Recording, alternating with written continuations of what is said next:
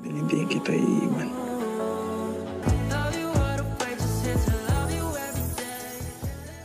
Kinakiligan ng maraming fans ng Kyle Drea ang kauna-unahang kissing scene ni Andrea Brillantes at Kyle Echari sa kinabibilangan nilang serye na Senior High. Nalalapit na pagtatapos ng Senior High na inabangan ng marami dahil sa magandang istorya nito at magagaling na artista. Ngunit bago pa man ito tuluyang matapos, ay nag-iwan pa ng hindi makakalimutang scene ang mag-best friend na sina Andrea at Kyle.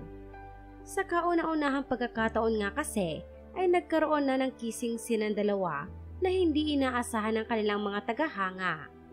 At dahil nga ito ang unang beses na nakitang nagkaroon ng kissing scene ng dalawa, nahinga ng reaction si Kyle patungkol dito, kung saan sinabi niyang walang ilangan sa pagitan nila ni Andrea nang gawin nila ang eksena, bagamat ito nga ang kauna-unang on-screen kissing scene nila pareho ng aktres.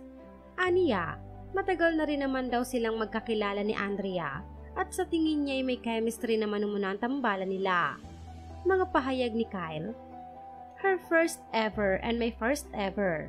And masaya po ako dahil tinanggap ng mga tao ng buo para kay Obet tsaka para kay Sky. Wala namang awkward. It wasn't very hard. Matagal na din po kasi kaming magkakilala and may chemistry naman po kami." Sa iba pang interview ay inamin ni Kyle na masaya siya na si Andrea ang kasama niya sa kanyang unang on-screen kissing scene. Mga pahayag pa ni Kyle, "Unang-una sa lahat, nag-thank you ako sa kanya.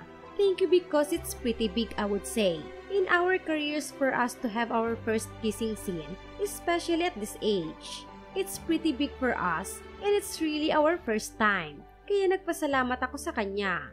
Natutuwa ako kasi matagal ko na siyang kilala syempre. And I'm happy na she's my first on-screen kiss. And I'm happy with how the scene went through. Such a beautiful scene. Para sa akin, sobra siyang bittersweet."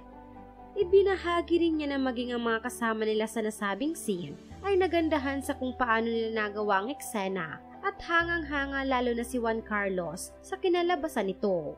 Pagbabahagi pa ni Kyle, "Actually, after ng eksena, lumapit si Jakey sa amin dalawa.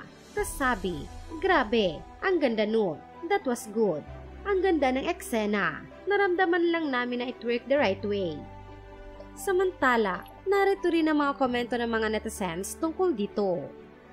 "It feels so right that her first real kiss is with Kyle Echari.